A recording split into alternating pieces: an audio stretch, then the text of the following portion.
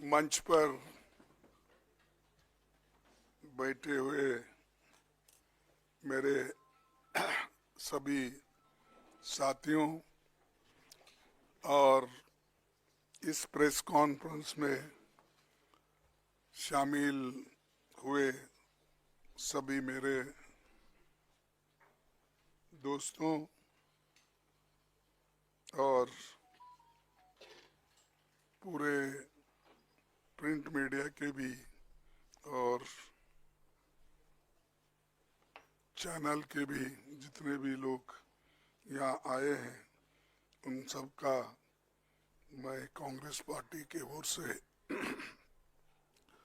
स्वागत करता हूं और आप सभी को धन्यवाद भी देता हूं। आज हमने जो प्रेस कॉन्फ्रेंस बुलाई है इसका मकसद ये है कि परसों से जो डिबेट संविधान के 75वें साल के जो एक उसका जर्नी बोलो इतिहास बोलो उसके बारे में एक डिबेट हो रही थी और डिबेट के समय सारे पक्ष के लोग अपने अपने मुद्दे रखे। संविधान के बारे में कोई अच्छा बोला, किसी ने उसको तोड़ मोड़ के और किसी ने तो अपने उसको एक टॉन्ट मारने के दृष्टि से भी बात किया गया। तो हम ये चाहते थे कि संविधान का जो ये संविधान के बारे में एक उसका उत्सव मना के सब देश के नौजवानों को समझाने का, जो आज़ादी के बाद पैदा हुए, जो हमारे यंग जनरेशन बाबा साहब के बारे में, नेहरू जी के बारे में, गांधी जी के बारे में, वल्लभ भाई पटेल के बारे में, अब्दुल कलाम आज़ाद के बारे में जो नहीं जानते थे और उस वक्त कॉन्स्टिट्यूंट असेंबली में क्या घटनाएं घटी और कैसे सभी मेंबर्स ने अपनी सलाह उसमें रखी, इसका एक चिंतन और मंथन हो जाए और सारे देश के जनता को, युवाओं को ये मालूम करने के लिए सब लोग बढ़ चढ़ के हिस्सा लिया। लेकिन कल हमारे अमित शाह जी एक बात उन्होंने कही जो बहुत ही एक कंडेमेबल है। ये दुर्भाग्य है हमारा देश का कि किसी भी एक दलित नायक को, व्यक्ति को जो पूजनीय है सबके लिए, चाहे दलित होने दो चाहे इस देश के कोई भी नागरिक हो, उनको इंसल्ट करने की, उनको उनके बारे में टॉन्ट मारने की और अपोजिशन पार्टी के तरफ देखकर वो कहने का कि रोज उठ के आप क्या लगाए हो, डॉक्टर अंबेडकर अंबेडकर अंबेडकर अंबेडकर अंबेडकर। अगर इतना ही नाम भगवान का अगर आप लेते तो आप 7 बार 7 जन्मों का 7 जन्मों का स्वर्ग उनको आपको प्राप्त होता था। मुझे ये मजबूरन कहना पड़ता है कि ये लोग संविधान को नहीं मानते। स्वर्ग और नर्क की जब बात करते हैं तो ये मनुस्मृति की बात करते हैं। इसमें ही लिखा है कि क्या क्या स्वर्ग है, क्या क्या कौन से जाति कहाँ जाएंगे, क्या पढ़े तो क्या हो जाएंगे। ये मानसिकता मोदी सरकार के कैबिनेट मिनिस्टर्स को और मोदी साहब को भी है, और उसी ढंग से उनके जो गुरु है, जो गोलवलकर गुरु जी या दूसरे जो भी है उनके फाउंडर्स, ये सब लोग, वो लोग भी यही बात बोलते थे। वो उनकी कोई गलती नहीं, जैसे स्कूल में पढ़ते हैं उस स्कूल का नियम उनको पालना पड़ता है, उसीलिए उन्होंने ये पाला। बार बार ये भी कहते हैं कि हमने, कांग्रेस वालों ने इंसल्ट किया अंबेडकर का, तो मैं तो पार्लियामेंट में पूरा बोल दिया हूँ किस ढंग से वो कांग्रेस को नीचा दिखाने के लिए, नेहरू जी को नीचा दिखाने के लिए, गांधी फैमिली को नीचा दिखाने के लिए वो बात करते थे। वही बात उसी ढंग पे फिर कल भी उन्होंने किया। लेकिन मुझे ताज्जुब हुआ, जो व्यक्ति ऐसी बातें बोल रहा है और सारे देश में टीवी पे ये बातें लाइव चल रही है, उनको प्रधानमंत्री बुला के टोकने के बजाय, अरे भाई ये ठीक नहीं है, बाबा साहब के बारे में तो हम खूब तारीफ करें, बहुत सी बातें बोले, लेकिन आपने क्यों ऐसा बोला?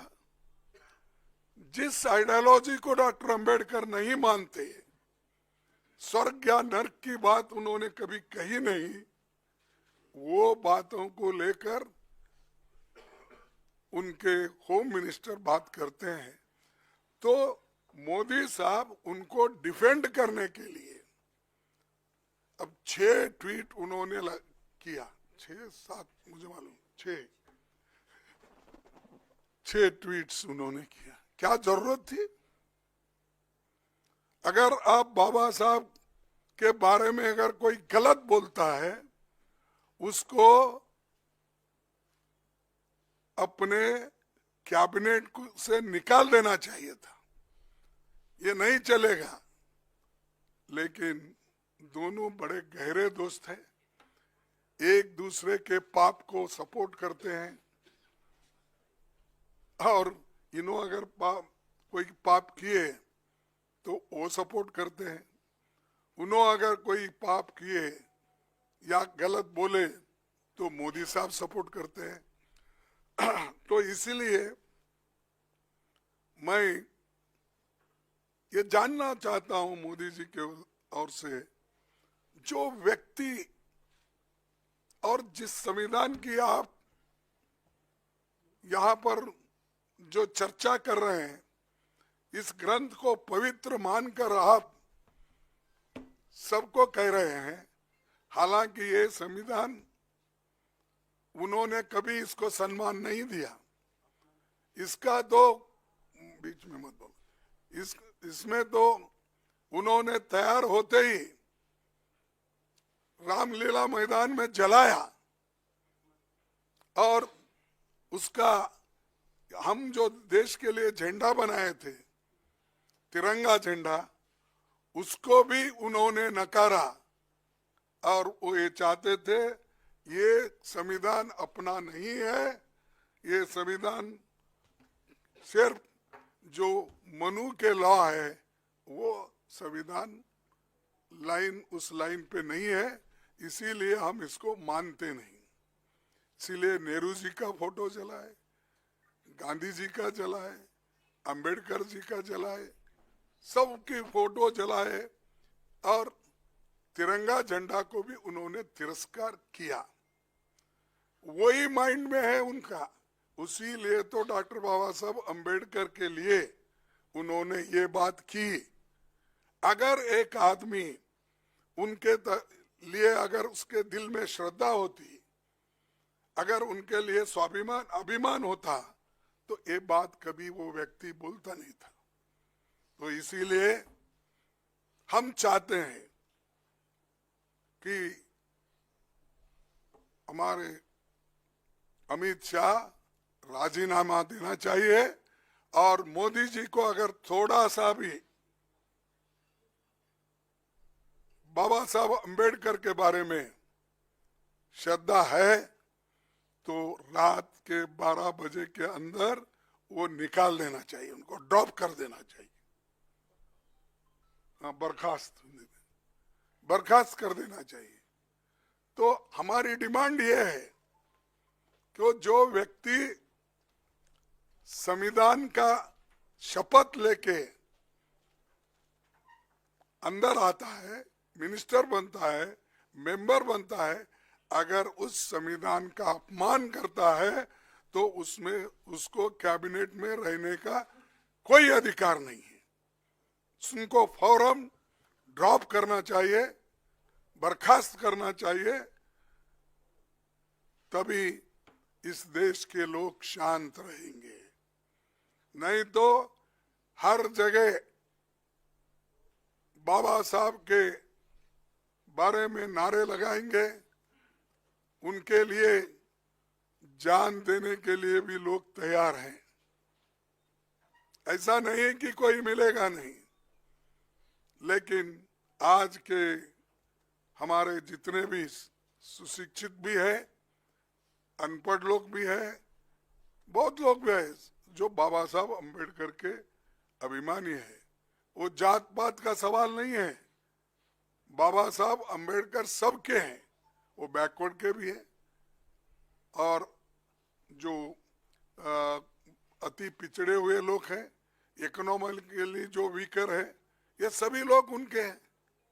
कभी उन्होंने जात पात पर बात नहीं की, इसलिए क्योंकि वो चाहते थे जो शोषित वर्ग है, जो दलित है, जो बहुत ही कुचला गया है, उसके बारे में बात करते थे। इसका मतलब ये नहीं कि वो दूसरों के बारे में कोई सिंपैथी नहीं रखते थे, ये नहीं है, या उनके लिए कुछ नहीं लिखा।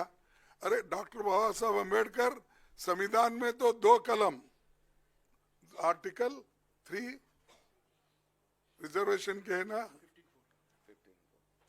15(4)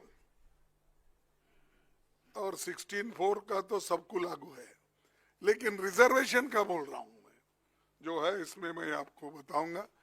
वो सिर्फ उतने कॉलम छोड़ के, आर्टिकल छोड़ के, बाकी सभी आर्टिकल्स सबके लिए है। फंडामेंटल राइट्स क्या शेड्यूल कास्ट को ही है, freedom of expression schedule caste को ही है, और फ्रीडम ऑफ मूवमेंट उन्हीं को है। अरे वो तो इक्वालिटी चाहते थे, और महिलाओं की सबके लिए जिस मनुस्मृति में महिलाओं के लिए कोई जगह ही नहीं है, उसकी तारीफ करते मोदी जी फिर रहे और शाह फिर रहे। तो इसलिए मेरा एक प्राइम मिनिस्टर को कहना है, अगर आप बाबा साहब के उनके बारे में कोई थोड़ी सी जगह अगर आपके पास है तो फौरन मोदी जी को, अमित शाह जी को हटा देना चाहिए, बर्खास्त कर देना चाहिए। और अगर नहीं करते ये तो सब बाबा साहब अम्बेडकर के लिए जो बोल रहे ये सब नाटक है, ड्रामा है, ये मैं कहूँगा। तो इतना कहते हुए मैं यही कहूँगा कि आज हमें प्रेस इतने जल्दी में जो बुलाए और आप लोग जो आए, इसलिए मैं आप तमाम का धन्यवाद करता हूँ। और वो देश के सामने एक तो हम पूछ रहे हैं उनको मोदी जी बर्खास्त करना, एक पूछ रहे हैं हम देश के लोगों से माफी मांगना, या कोई दलितों का या दूसरों का नहीं, देश के लोग जो सब जिनका संविधान के ऊपर विश्वास है और इस देश के लोगों से माफी मांगकर और वो राजीनामा देकर बाहर आना चाहिए, और अगर नहीं देते तो मोदी जी उनको आज किसी ना किसी तरह से बर्खास्त करना चाहिए। यही मेरी आप सब लोगों से विनती। शुक्रिया कांग्रेस अध्यक्ष जी। अभी खड़गे जी ने आपके सामने, देश के सामने बिल्कुल साफ कर दिया है कि कांग्रेस पार्टी क्या चाहती है प्रधानमंत्री से। अभी इस वक्तव्य के बाद मैं नहीं समझता हूं कुछ सवाल जवाब की ज़रूरत है। शुक्रिया साथियों। ये मेरा